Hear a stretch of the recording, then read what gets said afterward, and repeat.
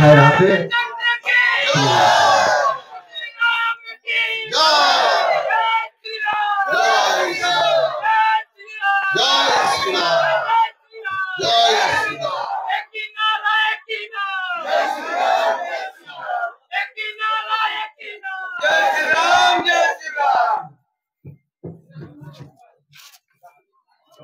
जय श्री राम, जय जय श्री राम। एक ही नारा एक ही नाम, एक ही नारा एक ही नाम, एक ही नारा एक ही नाम। जय श्री राम, जोर से बोलो जय श्री राम, अरे मिल के बोलो जय श्री राम, फिर से बोलो जय श्री राम, अरे मिल के बोलो जय श्री राम, जय श्री राम।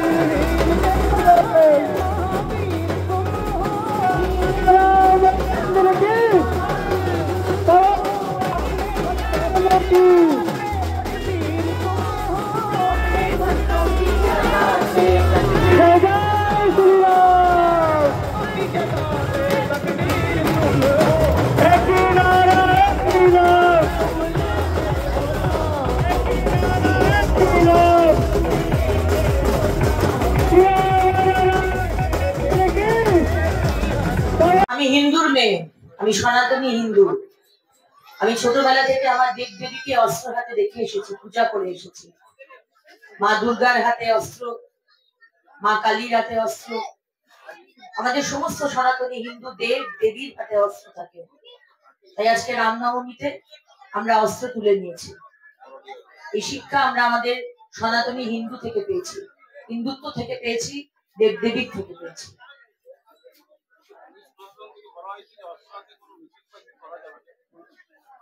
দেখুন, অস্ত্র হাতে মিছিল করবো কিনা সেটা তো পরের ব্যাপার। আজকে যে অনুষ্ঠানে আমি এসেছি, আমার হাতে অস্ত্র তুলে দেওয়া হয়েছে। আমি শুধু এখানকার বিধায়িকা নই, আমি এখানকার তাদের দিদি ভাই।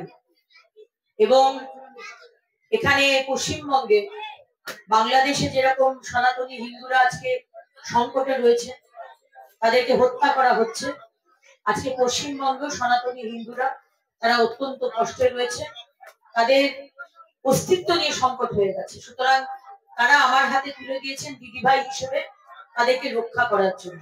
তাই আমি তাদের হাত থেকে এই তরোয়াল তুলে নিয়েছি।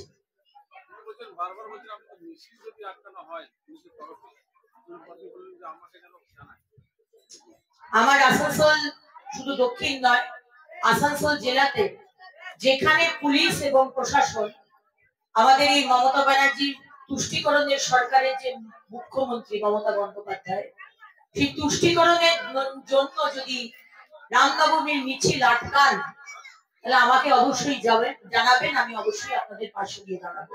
আর শুধু আমি নয়, আমার এই জেলার সমস্ত ভারতীয় জনতা পার্টির এবং সনাতনী হিন্দু যারা রয়েছেন, তারা আপনাদের পাশে গিয়ে দাঁড়াবে।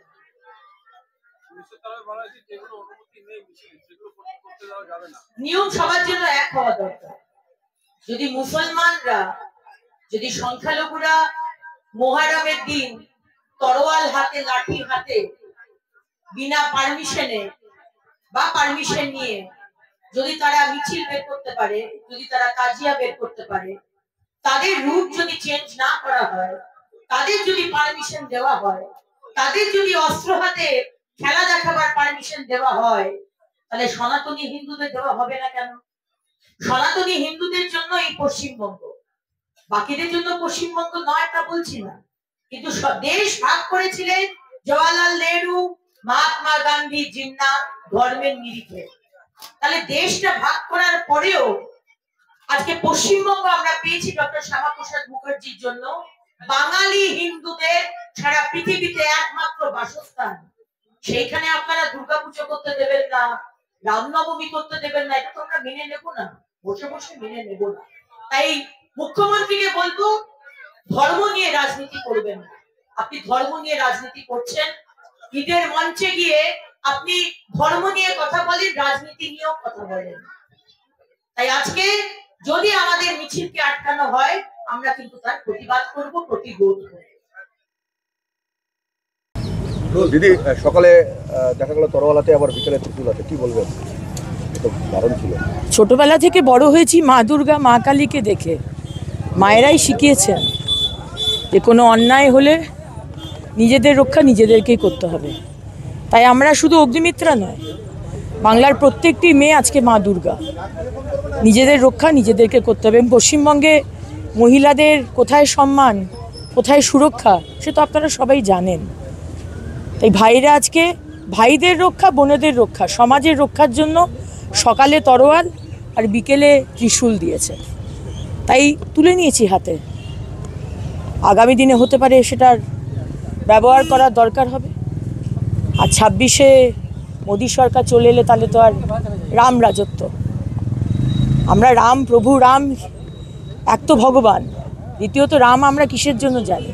রাম রাজত্ব। তো সেই রাম রাজত্ব ফিরে আসবে এই পশ্চিমবঙ্গে। তো আদালতের যদি বীরভূমে কাজল শেখও কিন্তু ত্রিশুলাতে ছিল, বীরভূমে কাজল শেখ ও ত্রিশুলাতে আজকে মিছিল করেছে রামনবমী, কি বলবেন?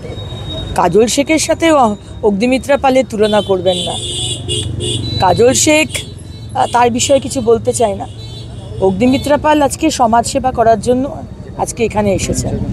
সুতরাং আমি এসেছি মায়েদের রক্ষা করার জন্য, আমি এসেছি ভাইদের রক্ষা করার জন্য এবং অন্যায়ের প্রতিবাদ করার জন্য। সে যে ধর্মেরই মানুষ হোক না কেন, আর সে পুরুষ হোক, মহিলা হোক কি থার্ড জেন্ডার হোক, অন্যায় হলে তার প্রতিবাদ হবে।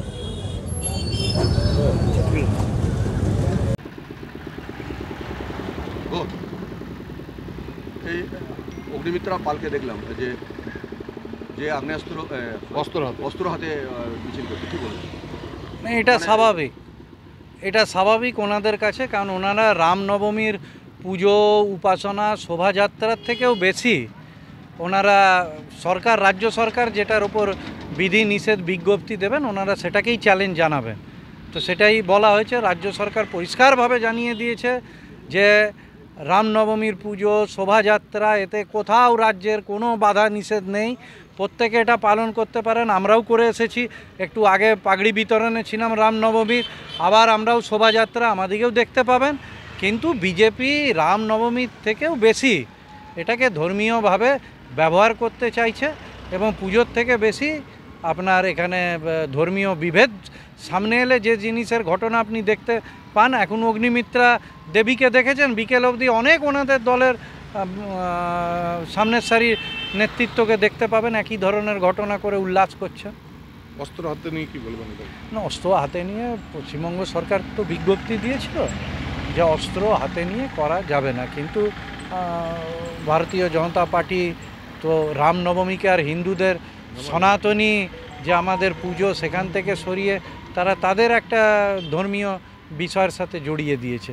তাই এখানে এই ধরনের জিনিসই ঘটছে।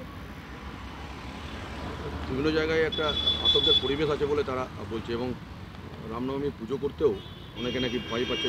না না, কেউ ভয় না। ওনারা একটা এই ধরনের একটা মানে সিচুয়েশান ক্রিয়েট করে দিতে চাইছেন যে এখানে রামনবমী করতে দেওয়া হচ্ছে না, এখানে কোথাও কোথাও বাধা। আপনারা তো এতজন, আমি ক্যামেরাম্যানকে দেখলাম, আপনার প্রেসের পার্সোনালিটিকে দেখলাম, কোথাও কিছু না, একদম ঠিক হয়েছে। ওটা বিভ্রান্তি একটা ছড়াতে চাইছে ভারতীয় জনতা পার্টি।